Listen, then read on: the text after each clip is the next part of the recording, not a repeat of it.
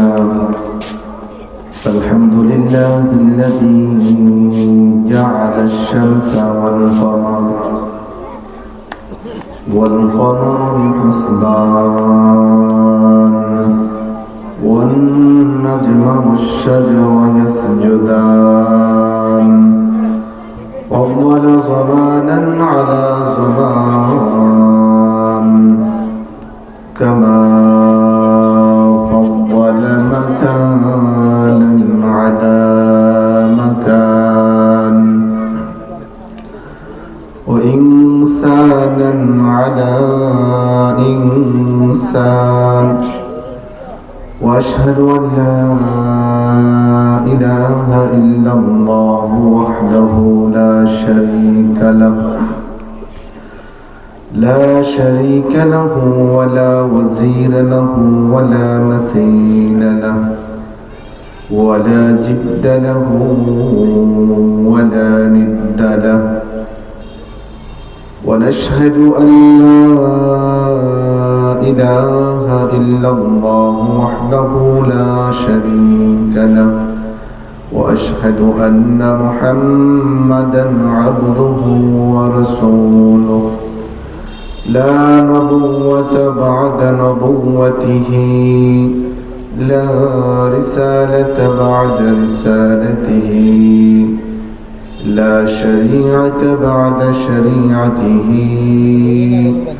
لا طريقة بعد طريقته هو مولانا أولانا محمدا عبده ورسوله أما بعد فأعوذ بالله من الشيطان الرجيم بسم الله الرحمن الرحيم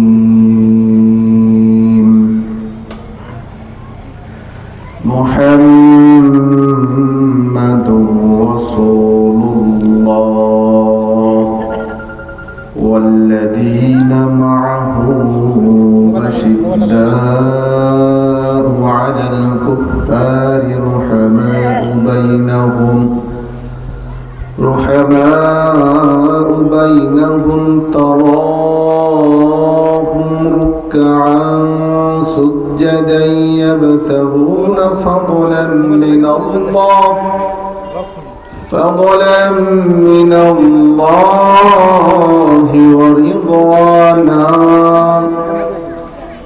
صدق الله العظيم وصدق رسوله النبي الكريم وذلك من الشاهدين والحمد لله رب العالمين قال رسول الله صلى الله عليه وسلم كل أمتي يدخلون الجنة إلا من أبى قيل من أبى قال من أطاعني فقد أبى أو كما قال عليه الصلاة والسلام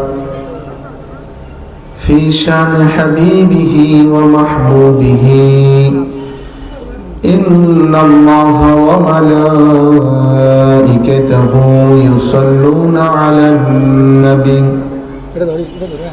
يا أيها الذين آمنوا صلوا عليه وسلموا تسليما اللهم صل على محمد وعلى آل محمد كما صليت على إبراهيم وعلى آل إبراهيم إنك حميد مجيد اللهم بارك على محمد وعلى آل محمد كما باركت على إبراهيم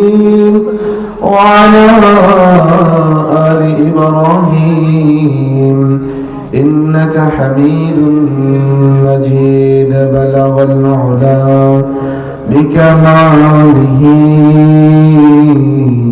كشف الدجى بجماله حسنت جميع خصاله صلوا عليه وآله साहिल से लगा दो मुझे या रब साहिल से लगा दे मुझे या रब इश्क़ों का सफीना आँखों से दिखा दे हम सबको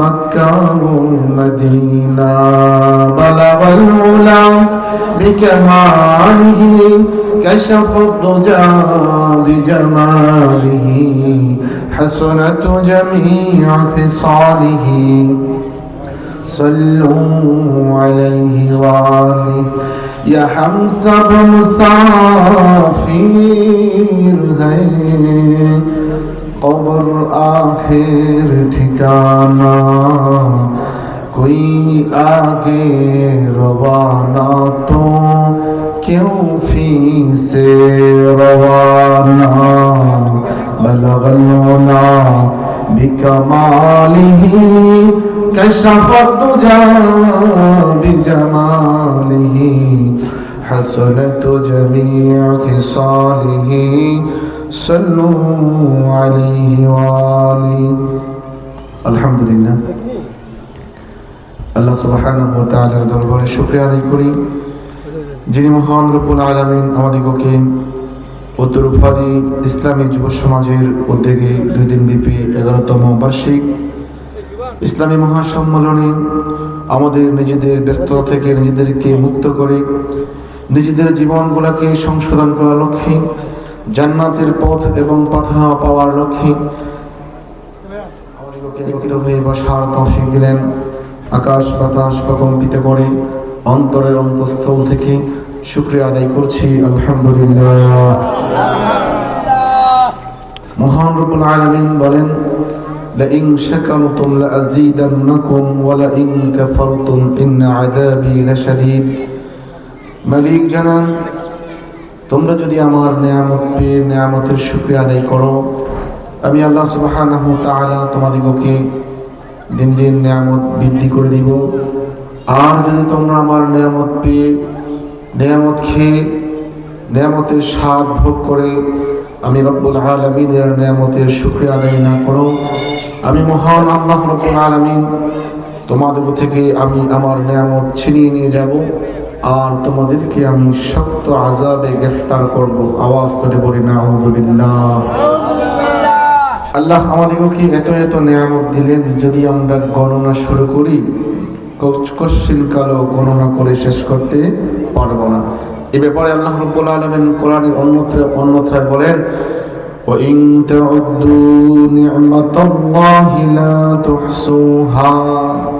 আমি আল্লাহ তাআলা তোমাদেরকে এত এত নিয়ামত দিয়েছি তোমরা যদি এই নিয়ামতের গণনা শুরু করো তোমরা গণনা শেষ পর্যন্ত পৌঁছতে পারবে না। সুবহানাল্লাহ। মানুষের নিয়ামতের মাঝে সবচেয়ে বড় একটা নিয়ামত হচ্ছে দেহ সুস্থ থাকা। দেহ সুস্থতার মতো নিয়ামত আমার মনে হয় আর একটাও নাই। আপনার কাছে কেমন মনে হয় জানি না। দেহ এমন একটা আজকে আমার 3.5 হাত বডি ঠিকঠাক রাখার জন্য সপ্তাহ পর সপ্তাহ মাসের পর মাস বছরের পর বছর ডাক্তারখানায় শুধু দৌড়াদৌড়ি করি যাতে করে আমার শরীর দেহ মন চাঙ্গা থাকে আমি যেন আর কোশ্চিনকালে কখনো কোনো সময় বৃদ্ধ না হই। জওয়ান থাকার জন্য মানুষ সার্জারি করে লক্ষ লক্ষ টাকা খরচ করে সার্জারি করে চেহারাকে সুন্দর রাখে কিন্তু রব্বুল আলামিন আমাদেরকে সার্জারি ছাড়াই ভালো রাখছেন। কন্যা আলহামদুলিল্লাহ। এই জন্য রব্বুল আলামিনের যত নিয়ামত মালিক আমাদেরকে দিয়েছে প্রত্যেকটা নিয়ামতের গণনা যদি শুরু করে দেই মালিক নিজে বলেছেন ওয়া ইন তাউদ্দু নি'মাতাল্লাহি লা তুহসুহা। তোমরা যদি আমার নিয়ামতের গণনা করতে করতে জীবন শেষ করে ফেলো আমি মালিকের নিয়ামতের গণনা করে শেষ করতে পারবো না। সুবহানাল্লাহ। এই মাহফিলগুলো আমাদের জন্য, এই উফা ইউনিয়নের জন্য এই মাহফিলের আওয়াজ যতটুকুন পর্যন্ত যায় ততটুকুন পর্যন্ত প্রত্যেকটা মানুষের জন্য রহমত। কোন সুবহানাল্লাহ। শুধু আমরা মঞ্চে যারা আছি, যারা সেমিনার নিচে আছি, তারা এই মাহফিল শুনি তা না। এমনও আবেদা জাহেদা নারী আছে, মা আছে, আমার বোনেরা আছে, যারা এই মাহফিলের জন্য রোজা রাখে, এই মাহফিলের জন্য সদকা করে, দান করে এবং করেছে, সামনেও নিয়ত আছে করবে। সালাত পড়ে মুসল্লায় বসে বসে ওলামায়ে হক্কানীরা কথা বলবে, তারা শ্রবণ করবে। তারা তো মসজিদে এসে জুমুয়ার আলোচনা শুনতে পারে না, মাহফিলে গিয়েও আলোচনা শুনতে পারে না। মালিকের একটা বিধান, সেই ফরজ বিধানের কারণে পর্দা করা ফরজ। এই জন্য পর্দার অন্তরে, পর্দার অভ্যন্তরে যারা রয়েছে ওই সমস্ত মা বোনদেরকে আল্লাহ তাআলা দ্বীনের জন্য কবুল করুক। সকলে বলেন আমিন। তোরে বুঝে গেল এই মাহফিলটা এলাকার জন্য একটা নিয়ামত। কোন মানুষ যদি এই মাহফিলটাকে ইগনোর করে তাহলে সে নিয়ামতের অস্বীকার করলো। কোন মানুষ যদি একটা মাহফিল দিছে, বসে আছে, একটা মাহফিল দিছে যুবকরা, মাহফিল হইল ধান্দা, এবং এক শ্রেণীর মানুষ আছে না নাই? শুধু এখনই যে এক শ্রেণীর মানুষ আছে ধান্দাবাজি বলে বলে গালি দিবে, না না না। নবী সাল্লাল্লাহু আলাইহি ওয়াসাল্লামের জমানায় ছিল, নবীজি যখন মক্কার মানুষের ধারে ধারে পারে পারে ছিলেন, খেলাধুলা করছেন, বন্ধু বান্ধবের সাথে বিভিন্ন অনুষ্ঠানে গেছেন, নবীজির বিরুদ্ধে কেউ কোনোদিন কোনো কথা বলে না। সব সময় নবীজিরে আল আমিন বলে ডাকছে, সত্যবাদী বলে ডাকছে, সাদেক বলে ডাকছে, আমিনুস সুন্দর। পয়সা করি হেরফের করে না, যেভাবে আমানত রাখা হয় সেভাবেই নবী রাখতেন। সবাই নবীরে ভালোবাসতো। কিন্তু যখনই নবীজি ওহী চলে আসছে, ওহীর কথা মানুষকে বলতে লাগলো, লা ইলাহা ইল্লাল্লাহ তুফলিহুন, তোমরা লা ইলাহা ইল্লাল্লাহ বলো, সফল কাম হয়ে যাবে। কন্যা সুবহানাল্লাহ। তখনই আর আল আমিনের কথা ভালো লাগে। এটা সব জায়গায় বাবা যখন ভালো কথা বলে সন্তানের ভালো লাগে না, মা যখন মেয়েকে ভালো উপদেশ দেয় মেয়ের তখন ভালো লাগে না। মানুষের একটা স্বভাব হলো ভালো জিনিস মানুষ সহজে গ্রহণ করে না। যেই জিনিস যত বেশি দুর্লভ, যেই জিনিস যত বেশি দুর্লভ পাওয়া যায় না, সেই জিনিসের কদর মানুষের কাছে বেশি। এখন তো ইসলাম আমাদের একেবারে পাশে পাশে, ঘরে ঘরে, বাড়িতে বাড়িতে ইসলাম, বাড়িতে বাড়িতে হাফেজ কোরআন, বাড়িতে বাড়িতে মাওলানা মুহাদ্দিস মুফতি। এখন তো আলহামদুলিল্লাহ আমাদের অঞ্চলে যতগুলা মাসাজিদ আছে, মসজিদগুলাতে অধিকাংশ মসজিদগুলাতে হাফেজ মাওলানা মুফতি। কোন সুবহানাল্লাহ। এই জন্য মানুষ এখন আর ইসলাম নিতে চায় না। অথচ আমরা যদি পিছনের দিকে যাই, এক একটা মানুষ ইসলাম নেওয়ার জন্য ইয়ামান থেকে মক্কায় আসছে, ইরান থেকে মক্কায় গেছে, বাগদাদ থেকে মক্কায় গেছে, সেখান থেকে ইসলাম আনছে। ঘরের পাশে মাহফিল, এখন মানুষের মাহফিল ভালো লাগে না। কেনই বা ভালো লাগবে? মোবাইলের যুগ, মানুষ এখন মহিলাদের নাচ দেখে, গান শুনে, মুভি, নাট্য, সিনেমায় জীবনকে উৎসর্গ করে দিচ্ছে। বছরে 2-4 দিন মানুষ মাহফিল শুনে কেমনে কলসযুক্ত জীবনকে কলসমুক্ত করবে। অথচ প্রতিদিন এমন কোন রাত্র নাই, এমন যুবক আছে, এমন যুবতী আছে, এমন পর্দার অভ্যন্তরে মা বোন আছে, প্রতিদিন টিভি না দেখে একদিনও ঘুমায় না। আছে না নাই? এই দেশে নাই, অন্য দেশে আছে। অথচ বিগত 10 বছর 20 বছর পিছনে যান, দেখবেন এই দেশের মানুষ আজানে, এশার আজান দিতে দেরি আছে, নামাজ পড়া ঘুমাইতে দেরি। কিন্তু এখন মানুষ কি নামাজ পড়া ঘুমায়? না না, 12টা বেজে যায়, 1টা বেজে যায়। আর সকালবেলা ঘুম থেকে আগে মানুষ ফজরের আজান হওয়ার সাথে সাথে উঠতো, মোরগ যখন ডাকতো তখনই ঘুম থেকে উঠতো। ঠিক না ঠিক? আর এখন মোরগ না 10টা বাজে যায়, 11টা বাজে যায়। কোথায় গেল তার ফজর? কোথায় গেল মালিকের সেজদা সুজুদ? আমরা কি আল্লাহর শুকরিয়া আদায় করি না?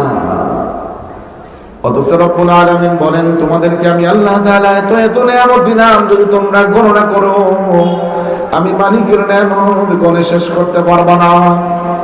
ইন্নাল ইনসানা লিরাব্বিহি লাকানুদ। রব্বুল আলামিন বলেন, মালিক আমাকে আপনাকে সবাইরে জানায় দেন, নিশ্চয়ই মানুষ রবের নিয়ামতের ব্যাপারে অকৃতজ্ঞ। সারা রাত্র ঘুমাইলাম, সকালবেলা ঘুম থেকে যিনি জিন্দা করছেন তিনি কে? তিনি তো আল্লাহ।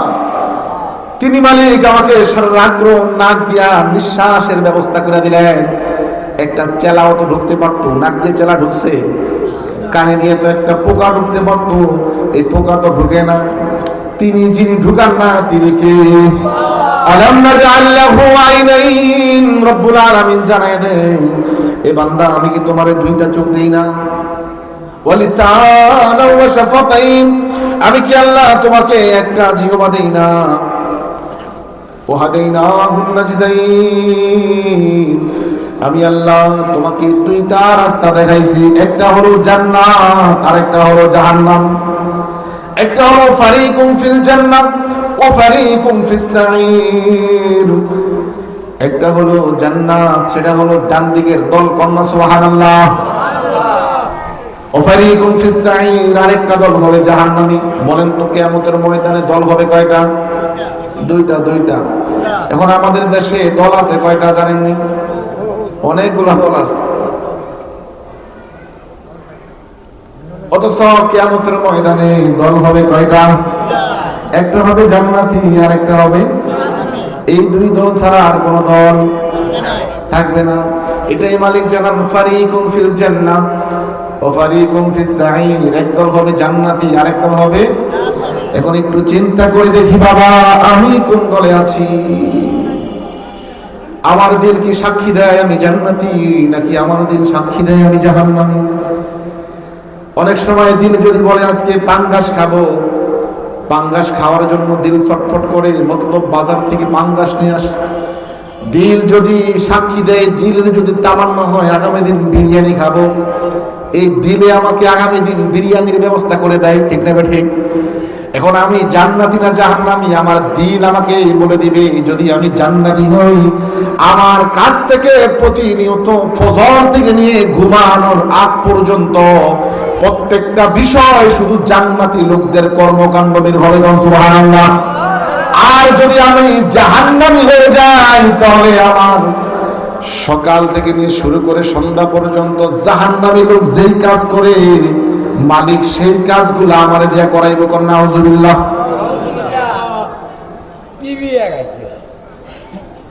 আল্লাহ আমাদেরকে হিদায়াত দান করুন, আমিন। মহাগ্রন্থ আল কুরআনুল কারীমের 48 নম্বর সূরা, সূরা ফাতহ, বিজয়ের একটি সূরা, যে সূরা বিস্তারিত আলোচনা করা অনেক সময় সাপেক্ষে। শুধু বিজয় মুসলমানদের কেমনে হয় সেই সম্পর্কে কিছু কথা বলব।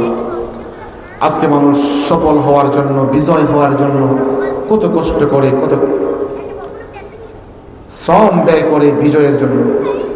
রব্বুল আলামিন মুসলমানদেরকে এমন এক বিজয় দিয়েছিলেন, সেই বিজয়ের কথাটাই বলব, কেমন বিজয় হয়েছে। সূরা ফাতহ কুরআনুল কারীমের 48 নম্বর সূরা, রুকু আছে 4টা, আয়াত হলো 29টা। 29 নম্বর আয়াত তেলাওয়াত করেছি, যে আয়াতে নবীজি সাল্লাল্লাহু আলাইহি ওয়াসাল্লামের নাম দিয়ে শুরু হয়েছে, মুহাম্মাদুর রাসূলুল্লাহ। কি দিয়ে শুরু হয়েছে বলেন? মুহাম্মাদুর। এই গল্প বড় পিছনের গল্প। আল্লাহ বললেন মুহাম্মদ হলো আল্লাহর রাসূল, কোন সুবহানাল্লাহ। মুহাম্মদ বলেন না কার রাসূল? আল্লাহর রাসূল, যিনি হলেন খাতামুন নবিয়্যিন, সর্বশেষ নবী, সর্বশ্রেষ্ঠ নবী, কোন সুবহানাল্লাহ। এমন একজন নবীর উম্মত হতে পেরেছি আমরা বেজার না খুশি বলেন? যারা যারা বেজার আছেন হাত তুলে দেখেন, মাশাআল্লাহ, কেউ বেজার। এমন একজন নবীর উম্মত আমরা হয়েছি যে নবীজি সাল্লাল্লাহু আলাইহি ওয়াসাল্লাম যে ইসলাম আমাদেরকে দিয়ে গেছেন, যে দিন আমাদেরকে দিয়ে গেছেন, সেই দিন কি আছে আমাদের মাঝে? তেমন না। হুদাইবিয়ার সন্ধি নামক গল্প থেকে এই মুহাম্মাদুর রাসূলুল্লাহ আয়াতের শানে নাযিল।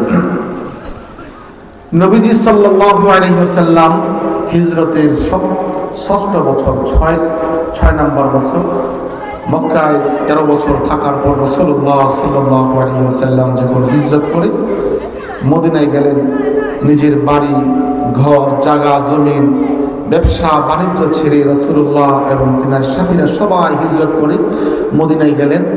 স্বপ্নযোগে হিজরতের ৬ বছর পরে নবীজি দেখলেন সাহাবা আজমাইনদেরকে নিয়ে রাসূলুল্লাহ সাল্লাল্লাহু আলাইহি ওয়াসাল্লাম খানায় কাবা তাওয়াফ করতেছেন। সুবহানাল্লাহ। নবীজিরা যত স্বপ্ন দেখেন, যত নবী যত স্বপ্ন দেখেছেন, প্রত্যেক নবীর স্বপ্ন হলো ওহী। নবীরা ঘুমাইলো যা, সজাগ থাকলো তা। ইন্নী আরা ফিল মানামি আন্নী আযবাহুকা ফানজুর মাযা তারা। ইব্রাহিম আলাইহিস সালাতু ওয়াস সালাম স্বপ্ন দেখলেন, ইসমাইল আমি তোমাকে জবাই করতেছি। জবাই এই গল্প ঘটনা সবাই জানি না জানি, স্বপ্নে দেখা তিনি তিনার সন্তানের জবাই করছে না, ছুরি লাগাইছে না। এটা ওহী। আজকে যদি আমাদেরকে বলতো আমরা কি করতাম? কোশ্চেন কালো করতাম না। ইব্রাহিম আলাইহিস সালাতু ওয়াস সালাম স্বপ্নে দেখলেন সন্তানের জবাই করে, এটা তিনি বাস্তবে করে দিয়েছেন। কেন করলেন? কেননা নবীদের স্বপ্ন হলো তা বাস্তবে যা। নবীজি সাল্লাল্লাহু আলাইহি ওয়াসাল্লাম স্বপ্নে যোগে দেখলেন তিনার মাতৃভূমি কাবা, চতুর্পাশে তিনি একানা সাহাবাদেরকে নিয়ে তাওয়াফ করতেছেন। সুবহানাল্লাহ। একদিন নয়, 2 দিন নয়, 6 বছর হয়ে গেছে দেশ দেখে না, দেশের মানুষকে দেখে না। নবীজি এই কথা সাহাবাদেরকে বললেন, ও আমার সাহাবারা, আমি স্বপ্নে যুগে দেখলাম তোমাদেরকে সাথে নিয়ে কোরবানির যন্ত্র নিয়ে আমি মক্কায় যাইতেছি, মক্কায় গিয়ে তাওয়াফ করতেছি। সুবহানাল্লাহ। তখন সাহাবারা সবাই খুশি, আহারে মা থুয়া চলে আসছি, ভাই থুয়া চলে আসছি, বউ থুয়া চলে আসছি, সন্তান আদি থুয়া চলে আসছি। 6 বছর হয়ে গেছে, 6 বছর পরে গিয়ে আমাদের দেশে সেখানে যাওয়ার পরে তাওয়াফ করবো। খুব খুশি তিনারা। খুশি তো খুশির সাথে সাথে যা কিছু আছে মাল সামানা সব কিছু একেবারে রেডি কইরা বলতেছে, হুজুর আসেন এখন আমরা যাই উমরাটা কইরা আসি। নবীজি সাল্লাল্লাহু আলাইহি ওয়াসাল্লাম এবং তিনার সাহাবারা 1400 সাহাবা। কতশো সাহাবা বলেন? 1400 সাহাবা রাদিয়াল্লাহু তাআলা আনহুমদেরকে নিয়ে বিশাল কাফেলা পদভেজে ওটের চূড়ায় বসে, ঘোড়ায় বসে সবাই আসতেছে। অনেক সময় লাগিয়ে আসছেন। মক্কা থেকে মদিনায় 500 কিলোমিটার। কত কিলোমিটার? আমাদের মতন এত সমতল ভূমি নয়। যারা মক্কা মদিনায় ছিলেন তারা জানেন, বালুকময় উত্তপ্ত জমিন। আর এখন তো আলহামদুলিল্লাহ আমাদের জীবন অনেক সফল, দামি দামি জুতা পরি। তখন এত দামি জুতাও ছিল, কাঠের জুতা ছিল, খরম ছিল। সাহাবা আজমাইন রাদিয়াল্লাহু তাআলা আনহুম এবং রাসূলুল্লাহ সাল্লাল্লাহু আলাইহি ওয়াসাল্লাম সহকারে সবাই মিলে পদবেজে ঘোড়ায় চড়ে ওটের উপরে উঠে আসলেন এমন এক জায়গায়, সে জায়গার নাম হলো হুদাইবিয়া। বলেন জায়গার নাম কি? নবীজি সাল্লাল্লাহু আলাইহি ওয়াসাল্লাম এবং তিনার সাথীরা এখানে আসছেন। এক দেশ থেকে আরেক দেশে ঢুকতে হলে কি লাগে? অনুমতি লাগে। বর্তমানেও লাগে, আগেও লাগছে। নবীজি সাল্লাল্লাহু আলাইহি ওয়াসাল্লাম খবর পাঠালেন যে আমরা মদিনা থেকে 1400 সাহাবা আসছি এবং নবীজি সাল্লাল্লাহু আলাইহি ওয়াসাল্লাম আমাদের লিডার, আমাদের সেনাপতি, তিনিও আসছেন। এখন আমরা বাইতুল্লাহ জিয়ারত করতে আসছি, আমাদেরকে বাইতুল্লাহ জিয়ারত করার জন্য অনুমতি দেন। ইসলাম আমাদেরকে সভ্যতা শেখায়। ইসলামের মতন মানব ধর্ম অন্য কোনো কোথাও পাবেন না।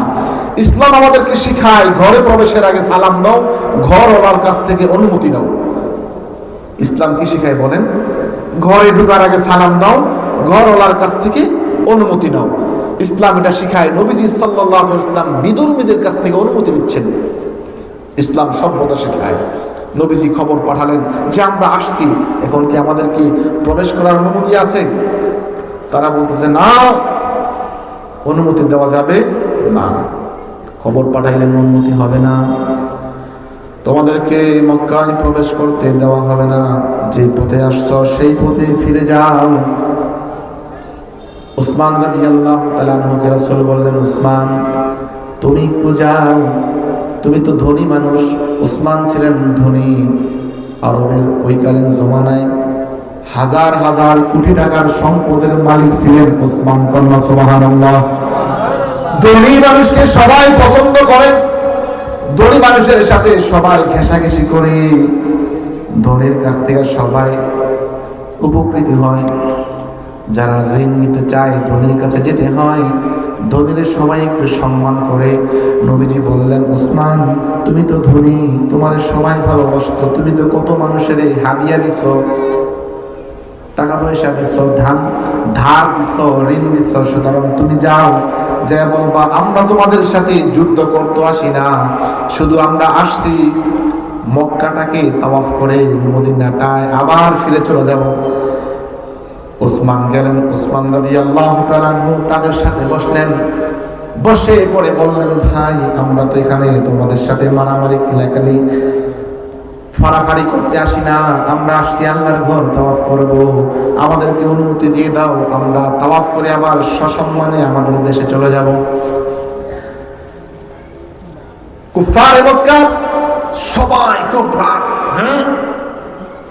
যে নবীজিকে হত্যা করার জন্য আমরা রাত্রে শেষ রাত্রের দিকে তিনার বাড়িতে গেলাম, চতুর্দিক থেকে বেষ্টনী দিয়ে দিয়েছি রাসূল সাল্লাল্লাহু আলাইহি ওয়াসাল্লামকে হত্যা করার জন্য। এমন ঘটনা মনে আছে না নাই? সাদ্দাম ফাগশাইনাহুম ফাহুম লা ইউবসিরুন, ইয়াসিন সূরার মাঝে আছে নবীজিকে চতুর্পাশ দিয়ে তারা বেষ্টনী দিয়ে দিছে। আর নবীজি আলী রাদিয়াল্লাহু তাআলা আনহুকে বিছানায় শোয়া বলছে, আলী অমুক ব্যক্তি আমার কাছে এত টাকা পায়, আমানত গচ্ছিত সম্পদ, এটা তুমি অমুককে দিয়ে দিও, তমুককে দিয়ে দিও, এটা অমুকের সোনা, এটা অমুকের রৌপ্য, এটা অমুকের দিনার, এটা অমুকের দিরহাম, এটা অমুকের মাল। আলী কি বুঝাইয়া দিছে। আর নবীজি সাল্লাল্লাহু আলাইহি ওয়াসাল্লাম যাবে, আল্লাহ কাফেররা তো চতুর্দিক থেকে আমাকে বেষ্টনী করে রাখছে, আমি কেমনে বের হব? আল্লাহ জানায় দেন, হে মুহাম্মদ তুমি এক মুষ্টি বালি নাও, বালি নিয়া দোয়া পড়ো, কুরআনুল কারীমের এই আয়াত পড়ো, সাদ্দাও ওয়া মিন খালফিহিম সাদ্দা ফাগশাইনাহুম ফাহুম লা ইউবসিরুন। পড়ছে পড়ে বালিগুলা ছিটিয়ে দাও। মুহাম্মদ সাল্লাল্লাহু আলাইহি ওয়াসাল্লাম বালিগুলা ছিটিয়ে দিয়েছে। প্রত্যেক কাফের খালি চোখ খালি বসতাছে, এক জায়গায় বালি ছুটাইছে, এই বালি চোখে কাফেরদের পৌঁছে দিয়েছেন। তিনি কে? বলেন না তিনি কে? মালিকের নামটা নিব, তিনি হলেন আল্লাহু আকবার। আল্লাহু আকবার লিকুল্লি শাই, আল্লাহু আকবার মিন কুল্লি শাই, আল্লাহু আকবার। তিনি মহান রব, যিনি মুহাম্মদ সাল্লাল্লাহু আলাইহি ওয়াসাল্লামকে শত কাপড়ের বেষ্টনী থেকে উদ্ধার করেছেন, তিনি আছেন না নাই? বিপদে পড়ছে রাসূল উদ্ধার করছেন, তিনি কে? আমরা তো তার উম্মত, তার অনুসারী, তার মুহিব, তাকে আমরা ভালোবাসি। তার ভালোবাসায় দাঁড়িয়ে রাখছি, তার ভালোবাসায় পাঞ্জাবি গায়ে দিছি, তার ভালোবাসায় সকালে ঘুম থেকে উঠা মসজিদে গিয়ে ফজরের নামাজ আদায় করি, ঠিক না বেঠি? সেই নবীর ভালোবাসা যদি অন্তর দিয়ে সত্যি ভালোবেসে থাকি, যখনই বিপদে পড়ব, মুসিবতে পড়ব, আমাকে আপনাকে উদ্ধার করবেন, তিনি কে? কুফাররা বলতেছেন যে নবীরে হত্যা করার জন্য চতুর্দিকে বেষ্টনী করে রাখছি, আমাদের কাছ থেকে কেমন হয়ে গেছে? আজকে সেই প্রতিশোধ নিতে আসছে, বুঝি না না আমরা তিনারে ঢুকতে দিব না। হঠাৎ করে উভয় পক্ষের মাঝে তর্ক বিতর্ক লেগে গেছে, ঢিল ছুড়াছুড়ি হয়ে গেছে, পাথর ছুড়াছুড়ি হয়ে গেছে। উসমান রাদিয়াল্লাহু তাআলা আনহুর লোকরাও পাথর নিক্ষেপ করে, তারও নিক্ষেপ করে। শয়তান রটাইয়া দিল, উসমানকে কাফেররা হত্যা করে ফেলছে। নাউজুবিল্লাহ। আকতা কুকতা বাতাসের আগে বলেন না, আকতা কুকতা গুজব একটু বেশি চলে।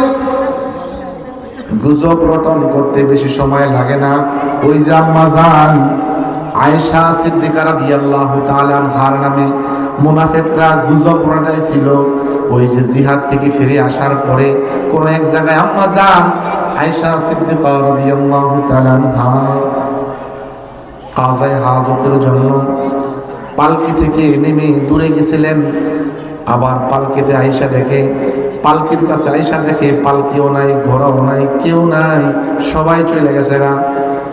আম্মা জান আয়েশা সিদ্দিকা রাদিয়াল্লাহু তাআলা আনহা খুবই বুদ্ধিমতা নারী ছিলেন, কেননা মহিলাদের মধ্যে সর্বশ্রেষ্ঠ হাদিস বিশারদ ছিলেন, হাদিস সংগ্রহকারী ছিলেন আম্মা জান আয়েশা রাদিয়াল্লাহু তাআলা আনহা। কন্যা সুবহানাল্লাহ।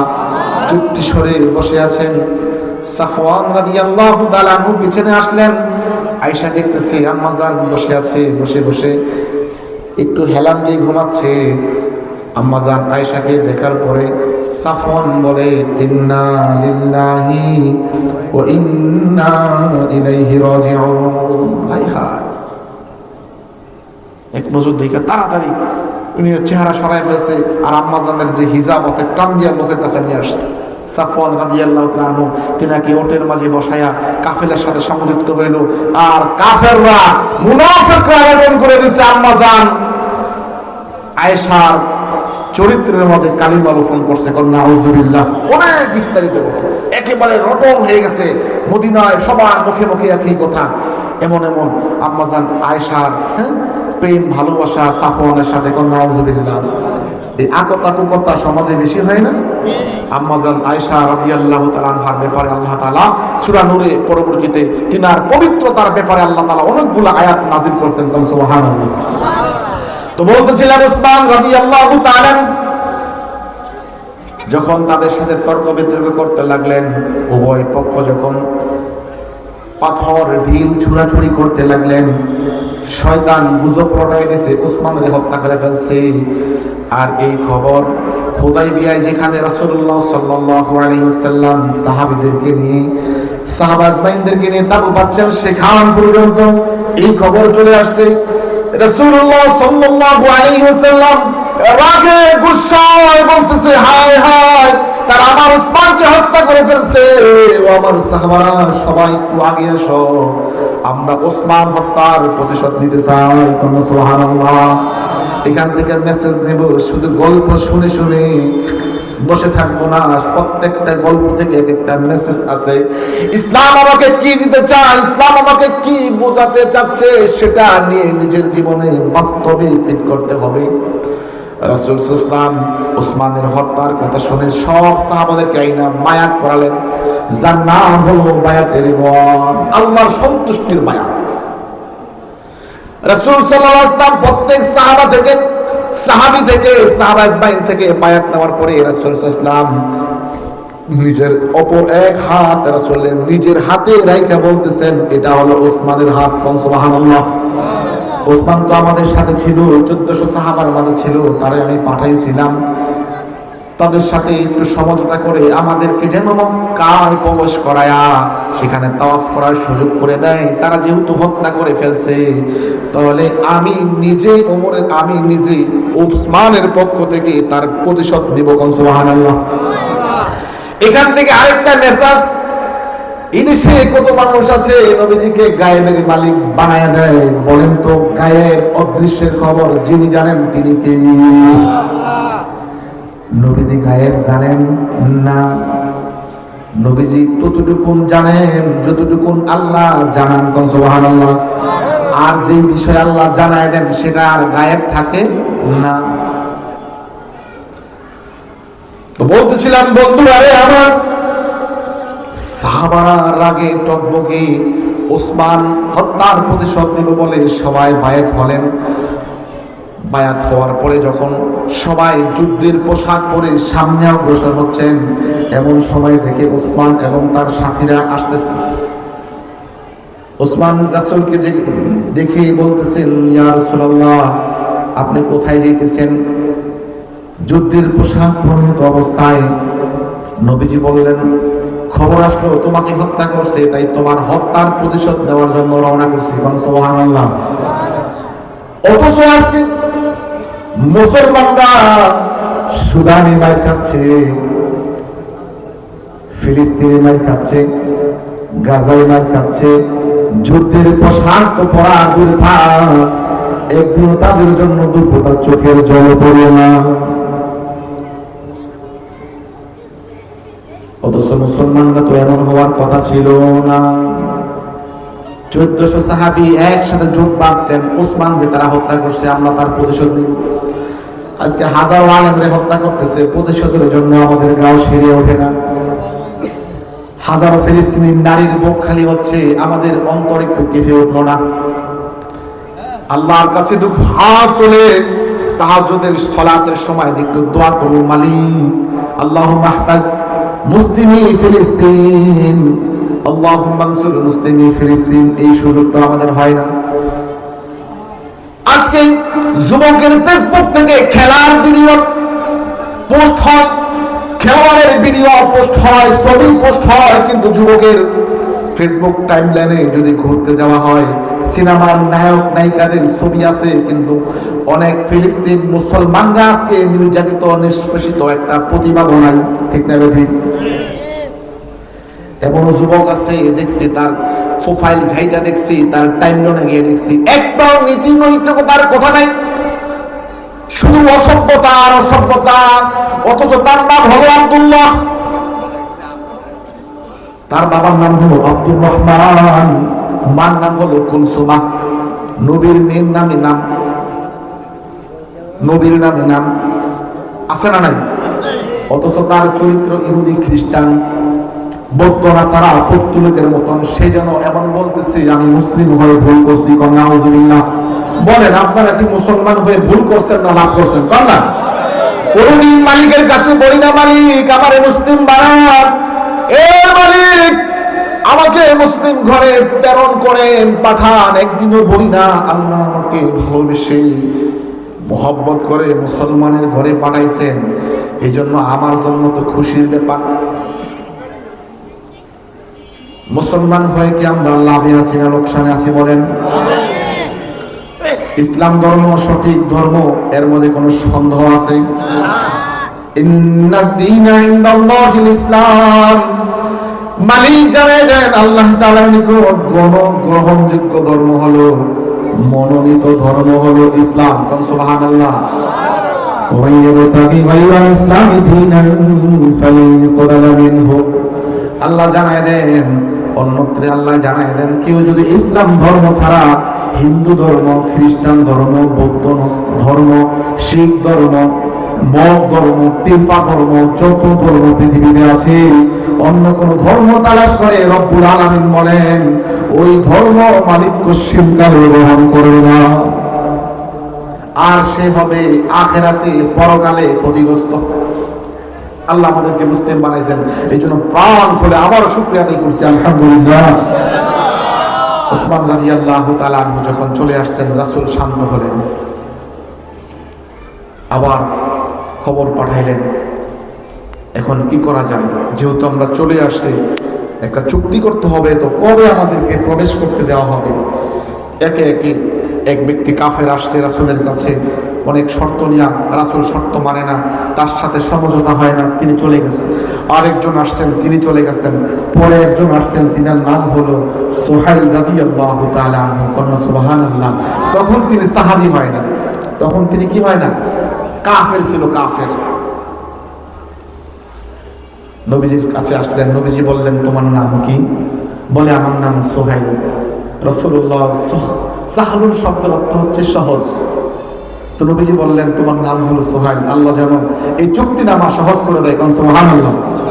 সোহেল, সোহেল, সাহলুন, সোহেল, সোহাইল কুরাইশ থেকে তাসগীর, তাসগীর শব্দের অর্থ হচ্ছে আবার সাহলুন। সোহেল তাসগীর থেকে অর্থ হয় ছোট শহর। কি শহর? একটা বংশের নাম হয় তো ছোট শহর। তো তিনার সাথে কথা বলতেছেন আর বলতেছেন, যেহেতু তোমার নাম সোহেল, তোমাকে আল্লাহ তাআলা যেন এই কাজটা যেটা এখন সম্পাদন হবে, চুক্তিনামা যেন আল্লাহ সহজ করে দেন, কারণ আমিন। চুক্তিনামা লিখতেছেন, শুরুতেই শুরু করছিলেন বিসমিল্লাহি তাআলা। এদেশের সংবিধান থেকে এক সময় কালো মানিক রেলমন্ত্রী ছিল সরঞ্জিত সেন গুপ্ত, এখন সে জাহান্নামে আছে। যেহেতু অমুসলিম অবস্থায় মারা গেছে, কোন মানুষ যদি অমুসলিম অবস্থায় মারা যায়, কোরআনের আগের আয়াত দ্বারা আল্লাহ বলেছেন অমুসলিমদের দিন ধর্ম আল্লাহ কোশ্চিন কালো গ্রহণ করবে। সে চেয়েছিল সংবিধানে বিসমিল্লাহির রহমানির রহিম থাকবে না, আল্লাহ তারে সরায় দিছে, এখনো সংবিধানে বিসমিল্লাহ আছে। সুবহানাল্লাহ। যারাই দেখবে কোন কিছুর পূর্বে বিসমিল্লাহ থাকবে না, লেখা যাবে না, আল্লাহ তাদেরকে নিশ্চিহ্ন করে দিবেন, মুছিয়ে দিবেন, মিটিয়ে দিবেন। আল্লাহ তাআলা বিসমিল্লাহকে কিয়ামত পর্যন্ত পৌঁছে ছাড়বেন। সুবহানাল্লাহ। যা হোক, অনেক শর্ত সারায়ের, সবগুলা শর্ত লিখলেন। শর্তের মাঝে একটা শর্ত লিখলেন, মক্কা থেকে যদি কোনো মানুষ মুসলিম হয়ে মদিনায় যায়, মদিনার সরকার, মদিনার মুহাম্মদ সাল্লাল্লাহু আলাইহি ওয়াসাল্লাম, তিনি ওনাকে ফিরিয়ে দিতে বাধ্য হবেন। কিন্তু মদিনা থেকে কোনো মানুষ যদি আমাদের মক্কায় ফিরে আসে, তাহলে আমরা তাদেরকে ফিরিয়ে দিতে বাধ্য নয়। মানে প্রত্যেকটা শর্ত তাদের পক্ষে নিয়ে নিছে, আমাদের মুসলিমদের পক্ষে একটা শর্ত ছিল না। এবছর আর হজ করা যাবে না, হজ করতে হলে পরে আগামী বছর হজ করতে হবে। শর্তের মাঝে লিখলেন এবছর হজ করা যাবে না। 500 কিলোমিটার আসছেন, এবছর তারা হজ করতে দিবে না, আগামী বছর আসবেন 3 দিনের জন্য। 3 দিনের জন্য আসবেন। 3 দিনের যখন আপনারা আসবেন 3 দিনের জন্য, তখন আমরা আমাদের বাড়িঘর সব কিছু ছাইরা অন্য জায়গায় চলে যাব নিরাপত্তার সাথে। আপনারা মন খুলে উন্মুক্ত ময়দানে কাবা বাইতুল্লাহর তাওয়াফ করবেন। সুবহানাল্লাহ। 3 দিনের পরে 1 সেকেন্ডও থাকা যাবে না, দ্রুত চলে যাবেন। আরেক শর্ত হলো, এই যে আপনারা আসবেন, আসার সময় কোনো লাঠি ছোটা নিয়ে আসা যাবে না। তাহলে বোঝা গেল নবীরা যেখানে যাইতেন লাঠি থাকতো, তলোয়ার থাকতো। সুবহানাল্লাহ। আজকে যদি লাঠি তলোয়ার নিয়ে যায়, অবস্থা থাকবো? আমরাই তো ভালো না, আমরা ভালো না গিয়ে তো মনে করো না অবস্থা খারাপ। লাঠি একটা থাকলে গাছে একটা বাড়ি দিই, এটাতে একটা বাড়ি দিই, আছে না? এই জন্য এখন নিষেধ, রাখা যাবে না। তো নবীজি সাল্লাল্লাহু আলাইহি ওয়াসাল্লামকে বললেন অস্ত্র নিয়ে আসা যাবে না, শর্ত লিখলেন খালি হাতে আসবেন। ওই যে কোরবানির যন্ত্র নিয়ে আসবেন, অন্য কিছু নিয়ে আসা যাবে না। এরকম আর অনেকগুলো শর্ত দিলেন। শেষে শর্তের পরে সিলমোহর দিতে হয় না, সিলমোহর লাগাবেন। আলী রাদিয়াল্লাহু তাআলা আনহু এই চুক্তিনামাটা লিখলেন, সিলমোহর লিখছিলেন মুহাম্মাদুর রাসূলুল্লাহ। আওয়াজ করে তুলে বলেন না সাল্লাল্লাহু। নবীজি বলেন যে আমার উপর একবার দুরূদ পড়বেন, আল্লাহ তাআলা তার জীবন থেকে 10টা গুনাহ মাফ করে দিবে। কন্যা সুবহানাল্লাহ। তার আমলনামায় আল্লাহ তাআলা 10টা নির্দান করবেন। সুবহানাল্লাহ। তার মর্যাদা মর্তবা আল্লাহ তাআলা 10 গুণ বাড়ায় দিবেন। সুবহানাল্লাহ। ফিউন থেকে, কোন রকম দারোয়ান থেকে ভিতরে প্রবেশ করার জন্য, কত প্রমোশনের জন্য কত মানুষের পাও টোকায়। সেলসম্যান থেকে নিয়ে সেলসম্যান পাও টোকায়, উপরের ম্যানেজার পাও টোকায়, ডিসি, এভাবে ডিজিএম সিজিএম পর্যন্ত উপরে যায়। অথচ মালিক জানায় দেয়, নবীর উপর যদি রাসূল জানায় দেয়, আমি নবীর উপর যদি কেউ একবার দরুদ পড়ে, আল্লাহ তার মর্যাদা 10 গুণ বাড়ায় দেয়। সুবহানাল্লাহ। মুহাম্মাদুর রাসূলুল্লাহ লিখলেন। এখানে আর একটা মাসআলা বলে দেই, এটা কিন্তু কোরআনের আয়াত। যখন কোরআনের আয়াত হিসাবে পড়বেন মুহাম্মাদুর রাসূলুল্লাহ ওয়াল্লাযীনা মাআহু আশিদ্দাউ আলাল কুফফারি রুহামাউ বাইনাহুম, তখন আবার সাল্লাল্লাহু বলা যাবে, তখন কোরআন আয়াত হিসাবে। যখন আজান হয় আশহাদু আন্না মুহাম্মাদান, বলেন না আশহাদু আন্না মুহাম্মাদার রাসূলুল্লাহ। যখন আজান হয় তখন আপনি সাল্লাল্লাহু বলবেন না, তখন মুয়াজ্জিন যেটা বলছেন সেটাই বলবেন আপনি। যখন ইকামত হয় তখন মুয়াজ্জিন যেটা বলছে সেটাই বলবেন, শুধু হাইয়া আলাস সালাহ হাইয়া আলাল ফালার ব্যাপারে লা হাওলা ওয়ালা কুওয়াতা ইল্লা লা হাওলা ওয়ালা কুওয়াতা এটা বলবেন। যখন বলবেন কদ কামাতিস সালাহ তখন বলবেন তখন কি আকামা ওয়া দামাহা।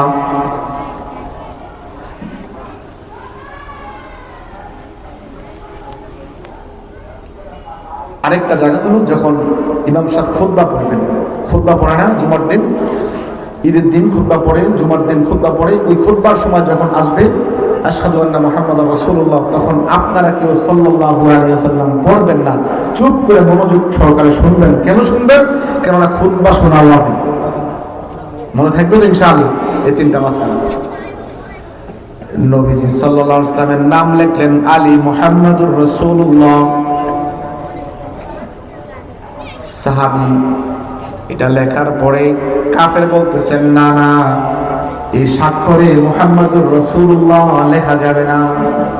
কেন লেখা যাবে না? যদি আমরা মুহাম্মদকে আল্লাহর রাসূল মানতাম তাহলে তো এখানে চুক্তি নিয়ে বসতাম না, মুহাম্মদকে তো মক্কায় প্রবেশ করতে বাধা দিতাম না, এত কিছু হইতো না।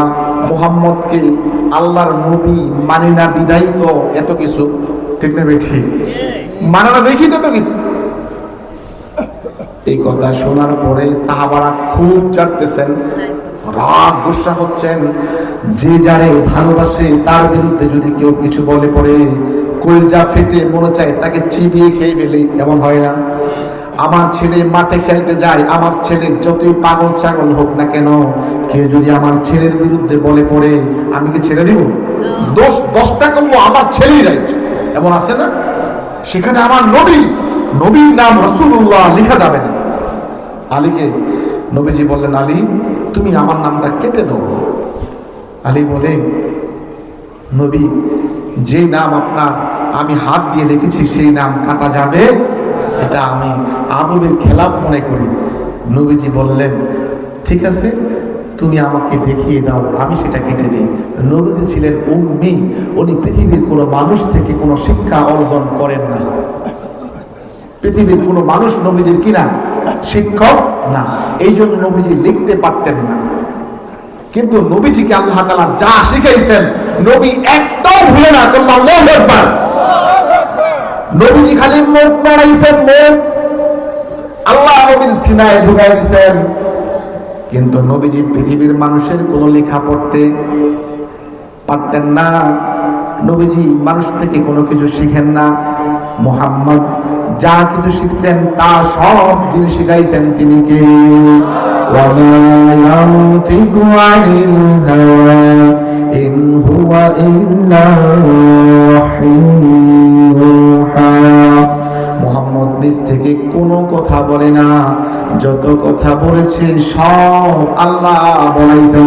সুবহানাল্লাহ। এই জন্য ওহীকে বলা হয় একটা ওহীয়ে মাতলু, আরেকটা হয় ওহীয়ে গায়রে মাতলু।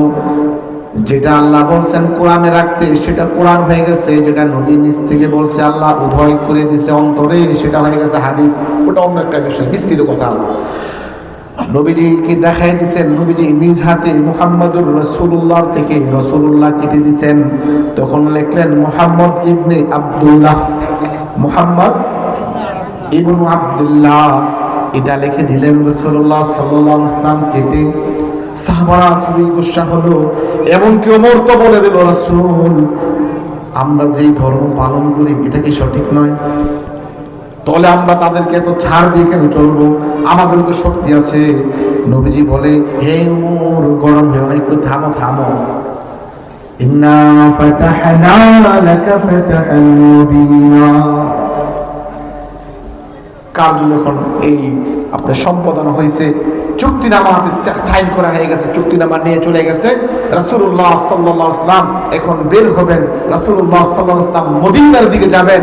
এখন সাহাবারা সবাই ভিতরে, ইহরাম বাঁধলে পরেই হলক করে ইহরাম খুলতে হয়, কারণ রাসূলুল্লাহ সাল্লাল্লাহু আলাইহি ওয়াসাল্লাম এবং তিনার যত সাথী সাহাবারা ছিলেন প্রত্যেকের গায়ে ইহরামের কাপড় ছিল।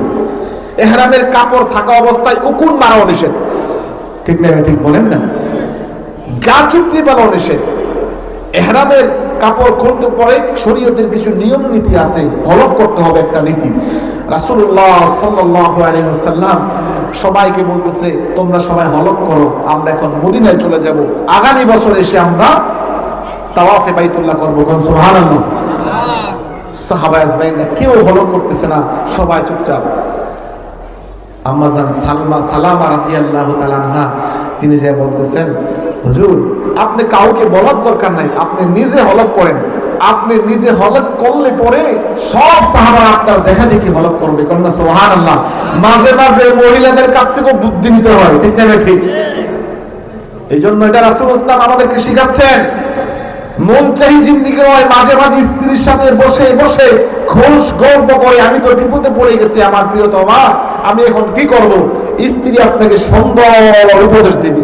আপনি তিনারে ভাইবেন না কি যেন, যিনি আপনার সন্তান পেটে ধারণ করেছে, যিনি আপনার পুরো ফ্যামিলিটাকে সুন্দর করে মহিত সুন্দর করে বেষ্টনী করে রাখছে, আগলে রাখছে, মাঠে ঘাটে আমি আপনি ছিলাম, সংসার লালন পালনের দায়িত্ব ছিল আমার স্ত্রীর কাছে, সেখানে তিনি কি সিরাতে না?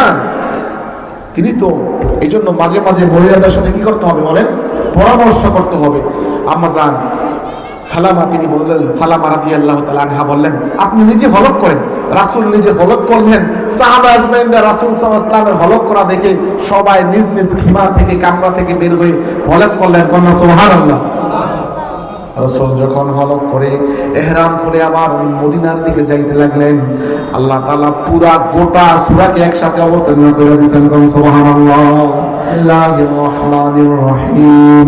ইন্না ফাতাহনা লাকা ফাতহাম মুবিনা। নিশ্চয়ই আমি আল্লাহ, হে মুহাম্মদ, হে আমার বন্ধু, তোমার জন্য আমি স্পষ্ট একটা বিজয় দান করছি। কোন সুবহানাল্লাহ। বলেন, এখানে কি যুদ্ধ হয়েছে? এখানে সন্ধি হয়েছে, হুদাইবিয়ার সন্ধি হয়েছে। সন্ধির মধ্যে বলবো আগামী বছর আসতে হবে, এই সন্ধি থাকবে 10 বছর পর্যন্ত। এখানে রক্ত গরম করা কথাও ছিল, অথচ আল্লাহ কোরআন অবতীর্ণ করলেন, ইন্না ফাতাহনা লাকা ফাতহাম মুবিনা। হে মুহাম্মদ, আমি আপনার জন্য একটা স্পষ্ট বিজয় দিলাম, অথচ যুদ্ধ হলো না, মারামারি হানাহানি কাটাকাটি কিচ্ছু হলো না। মালিক জানাই দিলেন বিজয় নাকি হয়ে গেছে।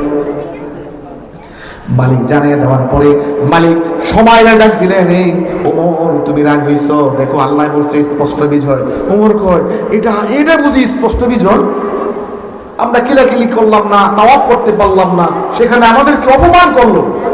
আসলে এমন স্পষ্ট বিজয় দিছে আল্লাহ তাআলা, কয়েক বছর পরে রব্বুল আলামিন যেই মদিনা থেকে আসা ব্যক্তিদেরকে মক্কায় ঢুকতে দেয় না, 2 বছর পরে মক্কার মালিক হয়ে গেছে। কোন সুবহানাল্লাহ।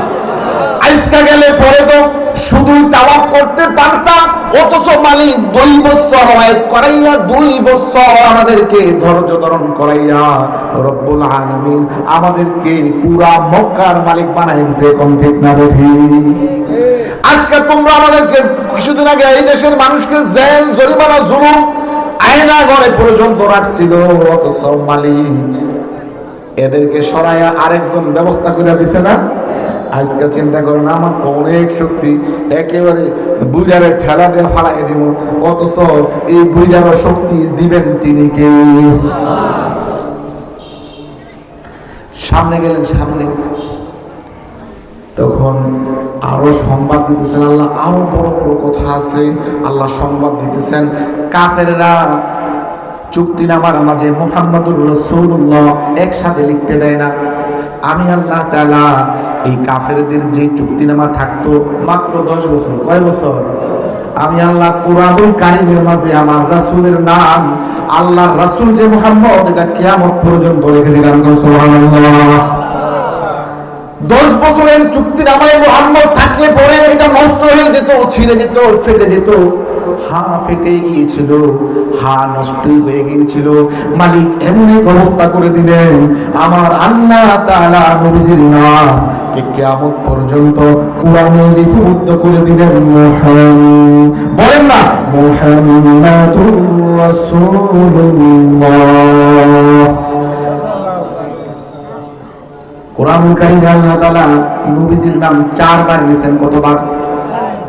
সূরা আলে ইমরান নিয়েছেন ওমা মুহাম্মাদুন ইল্লা রাসূল। সূরা মুহাম্মাদের মাঝে আল্লাহ নিয়েছেন বিমা নুজিলা আলা মুহাম্মাদ। সূরা ফাতহার মাঝে আল্লাহ তাআলা নিলেন মুহাম্মাদুর রাসূলুল্লাহ। সূরাতুল আহজাবের মাঝে আল্লাহ নিলেন মা কানা মুহাম্মাদুন আবা আহাদিন মির রিজালিকুম ওয়ালাকিন রাসূলুল্লাহি ওয়া খাতামান নাবিয়্যিন। এই 4 জায়গায় নবীর নাম আল্লাহ নিছেন। হ্যাঁ, প্রসঙ্গ করণে নবীর নাম ধরে ডাই কেন? যদি নবীজিকে ডাকতে মনে চাইতেন আল্লাহ নবীজিকে ডাকতেন তাহা। নবীজিরে ডাকতে মনে চাইছেন, বন্ধুরে ডাকতে মনে চাইছেন, আল্লাহ ডাক দিতেন ইয়াসিন। ডাক দিতে মনে চাইছেন ইয়া আইয়ুহাল মুযাম্মিল কুমিল লাইলা ইল্লা কালিলা নিসফাহু আও ইনকুস মিনহু কালিলা। ডাক দিতে মনে চাইছেন ইয়া আইয়ুহাল মুদ্দাসসির কুম ফানজির ওয়া রাব্বাকা ফাকাব্বির। ডাক দিতে মনে চাইলে আল্লাহ তাআলা বিশেষ বিশেষ শব্দ দিয়ে ডাক দিতেন। সুবহানাল্লাহ। হে মুহাম্মদ বলে ডাক দেয় না, ডাক দিতে মনে চাইলেই পরে কয় হে কম্বল আবৃত নবী, কম্বল গায়ে শুয়ে রইছেন, একটু উঠেন না, পুরো রাত্র ইবাদত করার দরকার নাই। প্রথম আল্লাহ বলেন রাতের অধিকাংশ সময় ইবাদত করেন, পরে আল্লাহ বলেন পা ফেলে দিতেছে। অর্ধেক রাত্র ইবাদত করেন, পরে কয় একটু কম করেন, বেশি করেন, ইচ্ছা আপনার। কন্যা সুবহানাল্লাহ। হে চাদর আবৃত নবী, কোন ফানজির দাঁড়ান, শুয়ে থেকে না দাঁড়ান, মানুষকে সতর্ক করেন, জাহান্নাম থেকে মানুষকে সতর্ক করেন। রব্বাকা ফাকাব্বির। আর আল্লাহর বরত্ব মানুষের কাছে বলেন। সুবহানাল্লাহ। আল্লাহর বরত্বের কথা যিনি আমাদেরকে বলতে বলেছেন তিনি কে? রব্বাকা ফাকাব্বির। আল্লাহর বরত্বের কথা মানুষের কান পর্যন্ত পৌঁছে দেন। তোরে নবীজি এইভাবে ভালোবেসে বেশি ডাক দিছেন। তো বলতেছিলাম কাফেরেরা চাইছিল দিনকে মিটিয়ে দিত, মিটাইতে পারছে? তারা চাইছেন সন্ধির মাঝে যেন মুহাম্মদুর রাসূলুল্লাহ না থাকে, কোরআন না থাকে, ইসলাম না থাকে, আল্লাহর কথা না থাকে। আল্লাহ বলেন ইউরিদুনা লিয়ুতফিউ নূরাল্লাহি বিআফওয়াহিহিম ওয়াল্লাহু মুতিম্মু নূরিহি ওয়ালাউ কারিহাল কাফিরুন। কাফেররা চেয়েছিল আল্লাহর আনিত নূরকে, ইসলামকে, কোরআনকে তাদের মুখে ফু দিয়ে নিভিয়ে দিতে। মালিক বলেন আমি আল্লাহ তাআলা আমার এই কোরআনকে, ইসলামকে, দ্বীনকে শেষ পর্যন্ত পৌঁছে ছাড়ব। সুবহানাল্লাহ। যদিও নাকি কাফেররা পছন্দ করে, কাফেররা অপছন্দ করে। আজকে এই মাহফিলকে অনেক মুনাফিক অপছন্দ করতেছে না? করে না? করে করে করে। আল্লাহ বলেন যদিও মুনাফিকরা করে, কাফেররা করে, কিন্তু ইসলাম এখানে থেমে থাকবে না, আমি মালিক কিয়ামত পর্যন্ত পৌঁছে দেব। সুবহানাল্লাহ। মুহাম্মদুর রাসূলুল্লাহ সাল্লাল্লাহু আলাইহি ওয়াসাল্লামের কথা বলার পরে আল্লাহ বলেন মুহাম্মদের রাসূল ইসলাম যারা আছে তাদের প্রশংসা আল্লাহ কোরআনে করলেন, রাসূলের প্রশংসা কোরআনে করলেন। এখন সাহাবাদের প্রশংসা আল্লাহ করতেছেন ওয়াল্লাযীনা মাআহু আশিদ্দাউ আলাল কুফারি রুহামাউ বাইনাহুম তারাহুম রুকআন সুজদান ইয়াবতাগুনা ফাদলান মিনাল্লাহি ওয়া রিদওয়ানা রব্বুল আলামিন জানান মুহাম্মদ আল্লাহ রাসূল তিনি এবং যেই সাহাবারা আছে অর্থাৎ রাসূল সাল্লাল্লাহু আলাইহি ওয়াসাল্লামের সঙ্গীরা সাহাবী হলো তারা ঈমান অবস্থায় নবীজিকে দেখছে যারা, ঈমান নিয়ে মরছে যারা, অথবা নবীজি যাদেরকে দেখছে যাদের ঈমান ছিল তারা হলো সাহাবী। এই সাহাবা আজমাইন রাদিয়াল্লাহু তাআলা আনহু এরা এবং রাসূলের সিফাত আল্লাহ বলতেছেন এরা উভয় দল নবী এবং তার সাহাবারা এরা কাফেরদের ব্যাপারে অত্যন্ত কঠোর। কোন কাফের দেখলেই তাদের গা যেন শিমশিম করে। ঈমান না আনলে পরে মাঠে ময়দানে যুদ্ধের সময় বড় পাওয়ার নিয়ে তাদের সাথে লড়াই করে, কিন্তু যখন তাদের পরস্পরের মাঝে কথাবার্তা হয়, সাহাবাদের সাথে সাহাবাদের ভালোবাসা হয়, তখন তারা হলো রুহামা ও বাইনাহুম, একে অপরের প্রতি সহনশীল। এমন সহনশীল মক্কা ছেড়ে যখন সাহাবারা মদিনায় চলে আসছে, স্ত্রী ছেড়ে ঘর ছেড়ে বাড়ি ছেড়ে, এক সাহাবীর দুইজন স্ত্রী ছিল, সে তার স্ত্রী একটা রেখে অপর একটাকে ছেড়ে দিয়ে বলতেছে তুমি এই দুইজন থেকে যারে পছন্দ হয় তারে চয়েস করো, আমি তারে তালাক দিন, তুমি বিয়া করো। কন্যা সুবহানাল্লাহ। মক্কায় স্ত্রী রেখে আসছে, এখন মদিনায় বাড়ি ছিল দুইটা। মক্কার মুসলিম ভাই সাহাবী বলতেছে ভাই তুমি তো মক্কায় বাড়ি ঘর রেখে আসছো, এখন আমার দুইটা বাড়ি আছে, তোমার কোনটা পছন্দ হয় তুমি সেটা নিয়ে যাও। কন্যা সুবহানাল্লাহ। কোরআন বলে রুহামা বাইনাহুম, এক সাহাবী অপর সাহাবীর প্রতি হলো হৃদ্রতাপূর্ণ। কন্যা সুবহানাল্লাহ। রব আবার জানায় দেন তাদের কিছু চরিত্র জানায় দেন। এই যে নবীজিকে বলতেছেন আল্লাহ রব্বুল আলামিন এই সাহাবীদের গুণ বলতেছেন, যখন আপনি রাসূল এই সাহাবীদেরকে দেখবেন তারা সিজদা অবস্থায়, রুকু অবস্থায়। কন্যা সুবহানাল্লাহ। সাহাবারা থাকে কি অবস্থায় বলেন না? রুকু অবস্থায়, সিজদা অবস্থায়। আবার তাদের চেহারার মধ্যে দেখবেন নূর খালি, মানে সিজদার চিহ্ন। সীমাহুম ফি উজুহিহিম মিন আসারিস সুজুদ, আল্লাহ বলেন তাদের চেহারার মাঝে সিজদার চিহ্ন। এই সিজদা সেই সিজদা না, ওই যে অনেক সময় মানুষ ঘষাঘষি করলে কালো হয়ে যায় না, এটা না। তাফসীরবিদরা বলেছেন এটা না, ওটা হলো এমন দেখবেন মুসলমান যখন বৃদ্ধ হয়, বুড়া হয়, নামাজি হয়, দিন দিন কালা হইল দেখবেন চেহারা ঝলমল করে। কন্যা সুবহানাল্লাহ। আর একজন অমুসলিম যখন দেখবেন দিন দিন বুড়া হয়, চেহারা দেখবেন যে কেমন বিশ্রী দেখা যায়, এমন হয় না? সীমাহুম ফি উজুহিহিম মিন আসারিস সুজুদ যালিকা মাসালুহুম ফিত তাওরাহ ওয়া মাসালুহুম ফিল ইনজিল। রব্বুল আলামিন বলে দেন এদের এই চিহ্নের কথা, তারা রুকু অবস্থায় থাকবে, সিজদা অবস্থায় থাকবে, তাদের চেহারা ঝলমল করবে, তাদের দিল ঝলমল করবে। এই কথা আল্লাহ আগেই তাওরাত কিতাবে লেখা দিয়েছেন। কোন সুবহানাল্লাহ। ইনজিল কিতাবে লেখা দিয়েছেন। কোন সুবহানাল্লাহ। তাদের একটা দৃষ্টান্ত আল্লাহ দেন, কাযারিন আখরাজা শাতআহু ফাআযরাহু ফাস্তাওয়া আলা সুকি ইউযিবু যুররা লিয়াগীযা বিহিমুল কুফার। আল্লাহ তাদের একটা উদাহরণ দেয়, এই সাহাবারা এমন ছিল তারা যেমন একটা চারা গাছ, তারা যেমন একটা চারা গাছ ওঠার পরে যেমন তার প্রথমে দুইটা পাতা আছে না, দেখবেন একটা বীজ রোপণ করলে প্রথম দুইটা পাতা ওঠে, ঠিক না? সিমের বেশি রোপণ করলে কয় পাতা ওঠে? দুই পাতা ওঠে। আল্লাহ বলতেছেন আখরাজা শাতআহু, তাদের দুইটা এভাবে ডিগ গজায়, অঙ্কুরিত হয়, দুইটা পাতা হয়। ফাআযারাহু, তারপর পাতাটা শক্তিশালী হয়। ফাস্তাগলাযা, তারপরে পাতাটা গাছটা মোটা হয়। নাকি চিকেন হয়? মোটা হয় না, আস্তে আস্তে মোটা হয়। সাহাবাদের মেসাল দিচ্ছেন, সাহাবাদের অবস্থা আল্লাহ বর্ণনা করতেছেন গাছের সাথে একটা বীজের সাথে। ফাস্তাওয়া আলা সুকি, রব্বুল আলামিন বলেন মোটা হওয়ার পরে সে নিজের কাণ্ডের উপর আবার শক্তিশালী হয়ে দৃঢ়ভাবে দাঁড়ায়। একটা গাছ প্রথম লাগানোর পরে যে কেউ টোক্কা দিলে পড়ে যাবে, ছাগলে কামড়ায় খেয়ে ফেলবে, যখন বিশাল আকৃত হবে 10 বছর 20 বছর যাবে, এটা কি কখনো খাওয়া সম্ভব? সাহাবেরা যখন ইসলাম ইমানের কথা বলছে, ইমানের দাওয়াত নবীজি দিছে, নবীজি তখন ছিলেন কৃষক, সাহাবাদের মাঝে এই কৃষিকাজ বরণ করেছেন, সাহাবা আজমাইনদের কাছে ইমানের দাওয়াত দিয়েছিলেন।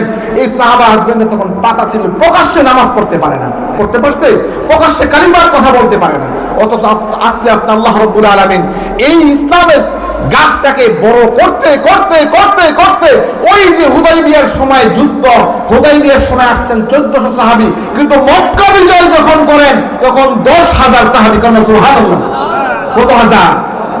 1400 তো গলা টিপা সবাই মেরে ফেলতে পারতো, অথচ রব্বুল আলামিন ওই 1400কে কয়েক বছর পরে 10,000-এ পরিণত করছেন।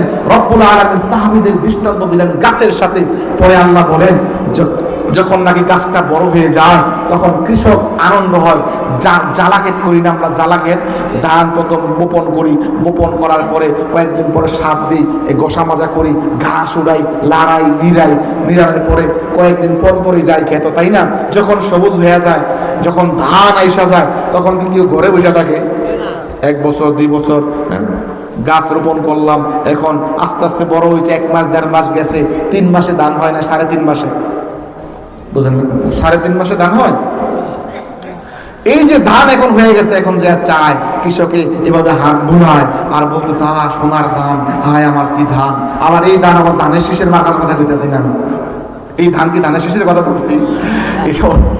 এইভাবে করতেছে আনন্দ। ঠিক নবীজি সাল্লাল্লাহু আলাইহি ওয়াসাল্লাম আল্লাহ উদাহরণ দিচ্ছেন, নবীজি যখন কৃষিকে সাহাবাদেরকে দিয়ে করেছেন, এখন নবীজির অন্তরটা উৎপন্ন হয়ে গেছে। সুবহানাল্লাহ।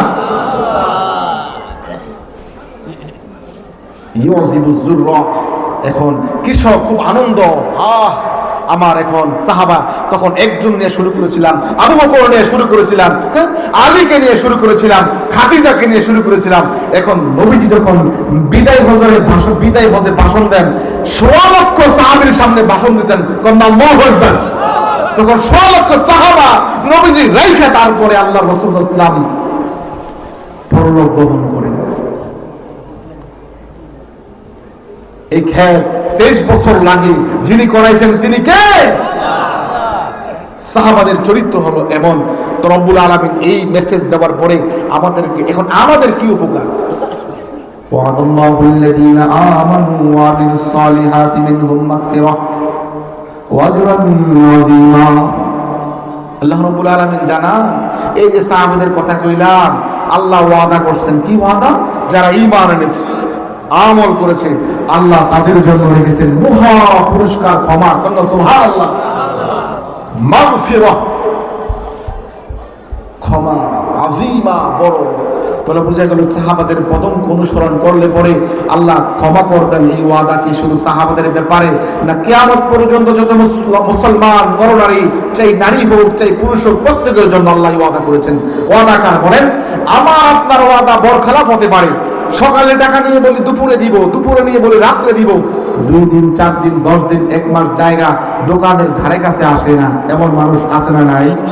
হাসি দিয়া ওয়াদা দেয়, ভাই আপনার কাছ থেকে 10,000 টাকা নিয়েছি, 20,000 টাকা নিয়েছি, আগামীকাল দিয়ে দেব। মুচকি একটা হাসি দেয়, তার হাসি দেখা ওরে আল্লাহ, আল্লাহর ওলি 10,000 টাকা চাইছি, দিয়া দিলাম, কালকে তো দিবই। হাজি সাহেব, গাজী সাহেব, পাটোয়ারি সাহেব, কিন্তু ওয়াদাকে ঠিক থাকে।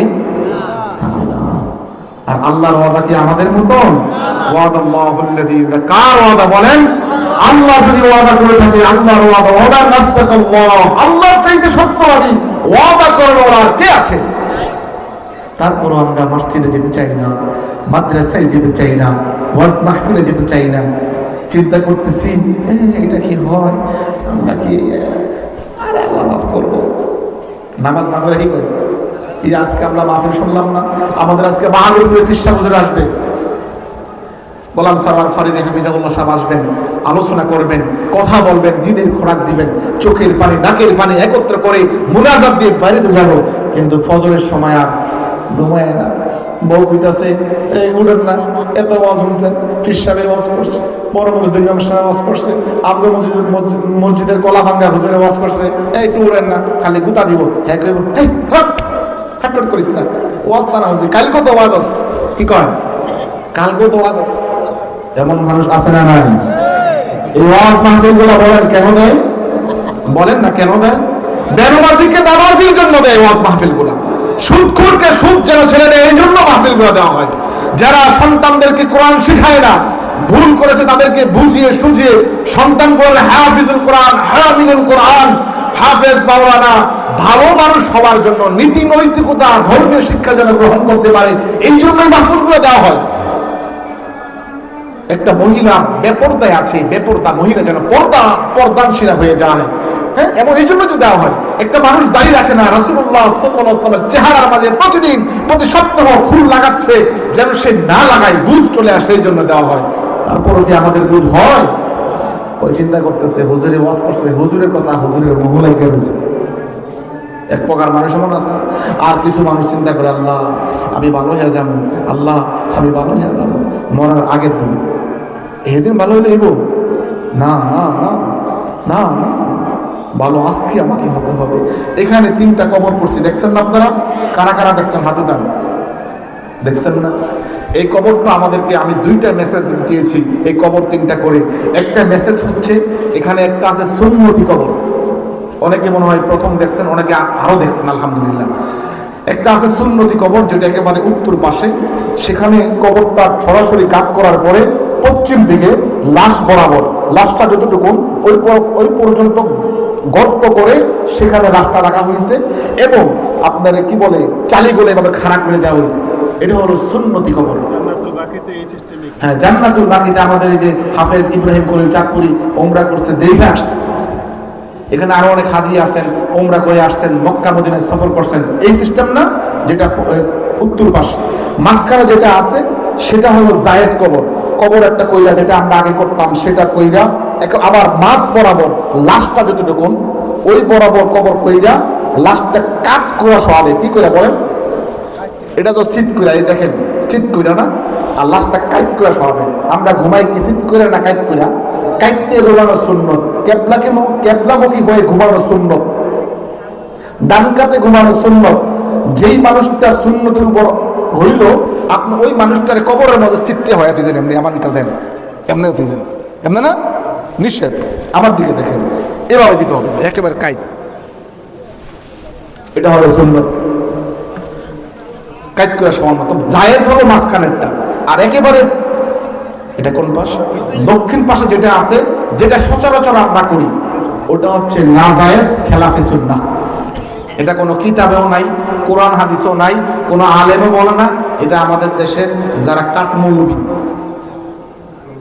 দোয়ানদারে সাত দোয়ানে বৈশা বৈশা ফতুয়া দেয়, আরে কি জানে ফরের ভাই খায় রাজান দেয়, এমন ব্যাটকে কথা কয়। আল্লাহ দেখবেন যে গুণ এই গুণ ব্যাটকে হুজুরদের বিরুদ্ধে কয়, এদের ঘর থেকে 14 পুরুষ আলেম হবে না, 14 পুরুষ আলেম হবে না। নবীজি বলেন ইহানাতুল উলামাই কুফরুন, আলেমদেরকে ঘৃণা করা কুফরি। এজন্য সাবধান। আমি মানতে পারি না এক বিষয়, কিন্তু আলেমদেরকে নিয়ে ক্রিটিসাইজ করে কথা বলা যাবে ভাই? যাবে? আমরা কি করব? আগে পরে করলে আল্লাহ মাফ করে দেবেন, বলেন আমিন।